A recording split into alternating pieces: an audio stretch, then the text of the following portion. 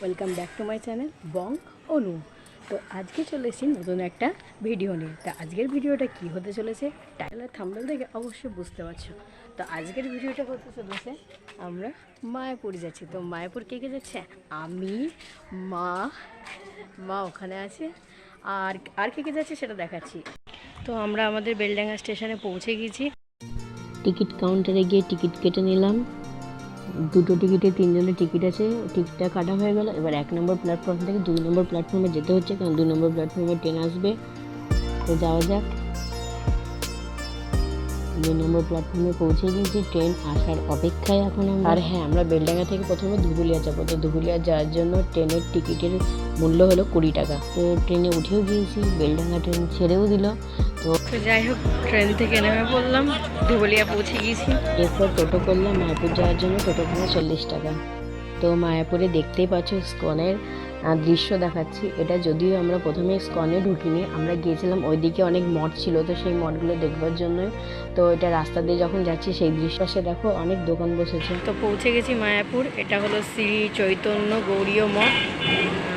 তো এটা হলো বাইরের দৃশ্য। তো এবার ভিতরে যাব, আগে দেখিয়ে নিই তারপর যাব।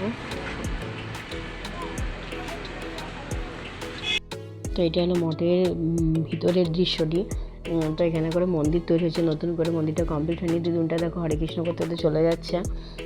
তো এই মঠের ভিতরটা খুব সুন্দর, তোমরা আসলে এখানে করে আসবে অবশ্যই।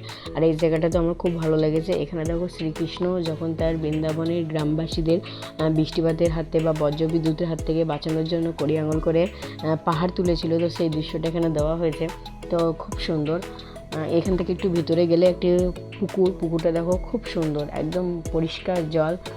তো আমার আন্টি একটু হরে কৃষ্ণ শুনেছিল, সেই জন্য নাচ করেছিল। তো যাই হোক, মাকে বললাম না একটু পুকুরে জলে হাত দাও, একটু পুকুরে জলে হাত দিলে। আর এটা হলো সেই জায়গাটা যেখানে দেওয়ালের মধ্যে ছবি আঁকা হয়েছে শ্রীকৃষ্ণদেবের ছোটো থেকে বড় পর্যন্ত তিনি যেসব কাজকর্মগুলো করেছেন সেই সব দৃশ্যগুলি তুলে ধরা হয়েছে। তো এতটা তো দেখানো সম্ভব নয়, সেই জন্য হয়তো একটু জলদি দেখালাম। তো এটা হলো গোটা ভিউজটা। আর এটা হলো একটা অন্য মঠ, শ্রীকৃষ্ণ চৈতন্য মঠ। তো এর ভিতরে যাওয়া যাক। শ্রীকৃষ্ণদেবের মূর্তি করা হয়েছে। এছাড়া এখানে করে কীর্তনও হচ্ছিল।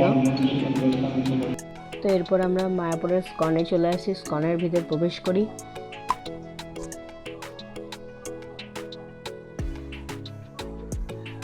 তো স্কনে প্রবেশ করার প্রথমেই যে দৃশ্যটা আমরা দেখতে পাই, আর এই দৃশ্যটা আমরা মনে হয় মায়াপুরে ঢোকার পরে হয়তো এটাকে আমরা দূর থেকে দেখতে পাই। এরপর দেখলাম খাবারের 4টে স্টলে কুপন দেওয়া হচ্ছিলো, 4 রকম খাবারের ব্যবস্থা।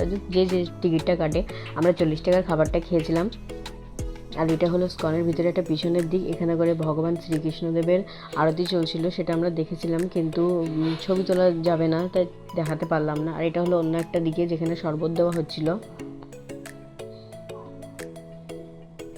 তো এবার হলো বিশেষ আকর্ষণ, যার জন্য আমরা মায়াপুর গিয়েছিলাম উল্টো রথের দিন। তো উল্টো রথ, তো চলো সাথে থাকো আর দেখতে থাকো।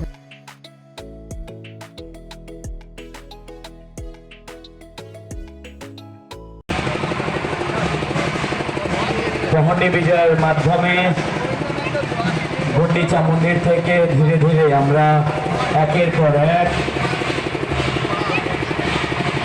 শ্রী বলদেব প্রভু, সুভদ্রা মাইয়া এবং জগন্নাথকে প্রহণ্ডী বিজয়কে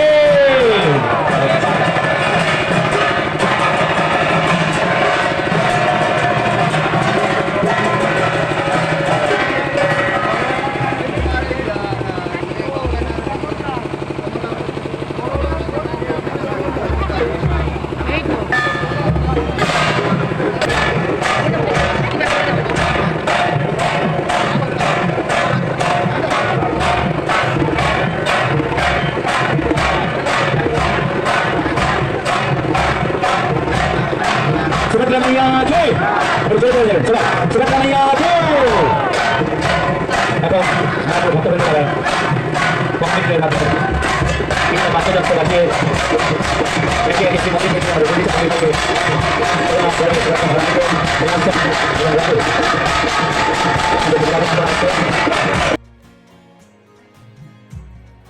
তো এটা হলো ইসকনের ভিতরের মন্দির।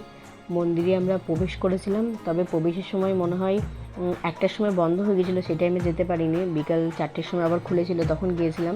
তবে মন্দিরের ভিতরে কি ফোন অ্যালাউ নেই, তাই ভিতরের দৃশ্য দেখাতে পারলাম না তোমাদের। তবে খুব সুন্দর, তোমরা আসলে অবশ্যই ভিতরে যাবে এবং দেখবে, তোমাদের অবশ্যই ভালো লাগবে। তো আমারও খুব ভালো লেগেছে।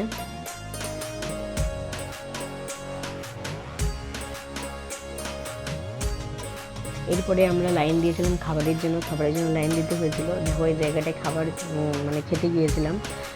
তো ভিতরে খাবারে যেখানে আমরা খাবার খেয়েছি, তো সেই জায়গাটা দেখাচ্ছি। এখানে একটা জিনিস খুব ভালো লেগেছে, যে এরা খাবার খাওয়ার সাথে সাথে পরিষ্কার করে দিচ্ছিল। আর এই জায়গাটা দেখো, যে লাল জায়গাটা দেখতে পাচ্ছ, একটু উঁচু করে ইটেরই তৈরি করা, ওখানে করে পাতা দিয়ে খেতে দিচ্ছিল।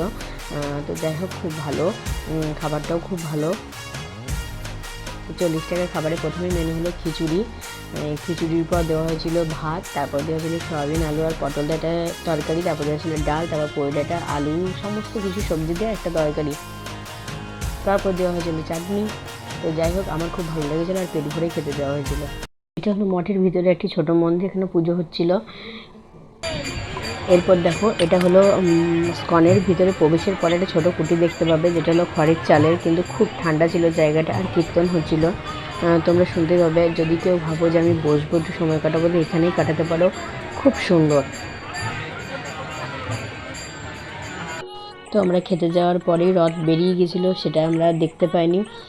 তো এরপর বাড়ির উদ্দেশ্যে বেরিয়ে গেছিলাম, কারণ বৃষ্টিও হচ্ছিল, আর দেখো রাস্তা পুরো ভিজে।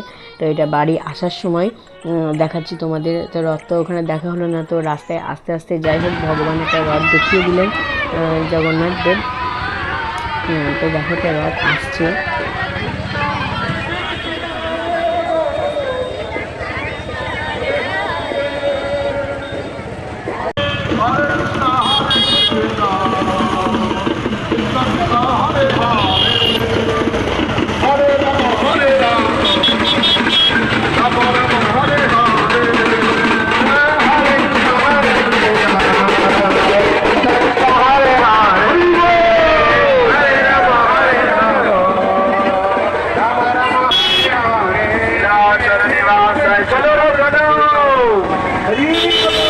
তো যাই হোক, আজকের ভিডিওটা হরি বল জয় জগন্নাথ হরে কৃষ্ণ বলেই শেষ করলাম।